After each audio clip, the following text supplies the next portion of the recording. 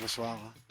Merci à l'organisation de nous donner l'opportunité de présenter cette candidature.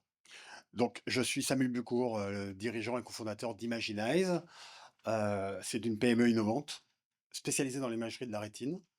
Nous avons été créés il y a 22 ans, donc on n'est pas tout à fait une start-up. Moi, je dis qu'on est une start soft. Aujourd'hui, c'est 25 collaborateurs, 3 millions d'euros de chiffre d'affaires, au sein d'un groupe technologique qui représente une centaine de personnes.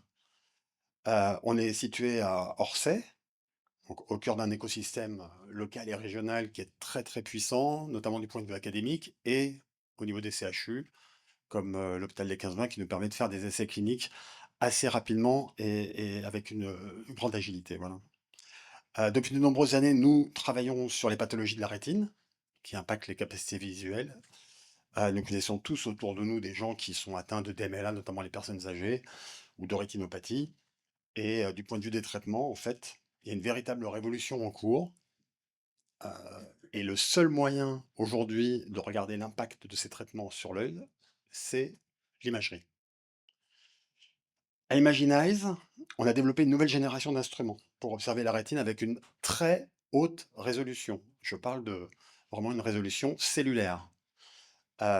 C'est une techno qui est issue de l'astrophysique, qu'on appelle l'optique adaptative, qui nous a permis de faire ça. Il est désormais possible de voir la rétine avec un niveau de détail 25 fois supérieur à ce qui existe à l'hôpital. Alors pourquoi est-ce que c'est, si important? Pourquoi est-ce qu'on pense que ça va révolutionner, l'imagerie de la rétine? Parce qu'avec une telle résolution, il est possible de détecter de manière très précoce les pathologies de la rétine. Il est possible de les suivre, de suivre leur évolution, leurs biomarqueurs à des échelles de temps très courtes et de faire un suivi personnalisé sur des critères objectifs, de faire du monitoring thérapeutique sur des critères objectifs.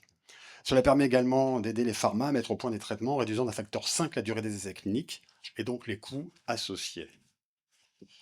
Avec cet instrument, on ne se contente plus de regarder juste les effets de la maladie sur l'œil, mais vraiment on analyse la maladie au niveau de la cellule dans tout son processus de développement.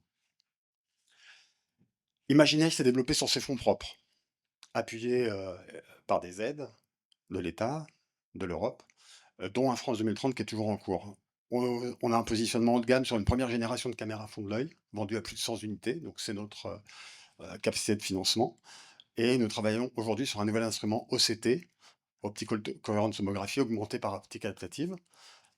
On en vend déjà quelques-uns, et donc on pense pouvoir capter ce marché de l'OCT qui est déjà existant, à hauteur de 10 à 15% du marché de haut de gamme, qui représente 20 millions d'euros de chiffre d'affaires annuel.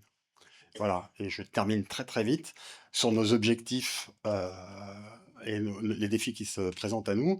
Donc finalement, mettre sur le marché notre instrument fin 2027, passer les étapes de certification, d'investigation clinique, réussir notre transformation industrielle. Et pour y arriver, nous avons besoin de lever 5 millions d'euros sur la période 2026-2028 et d'un partenariat industriel très certainement.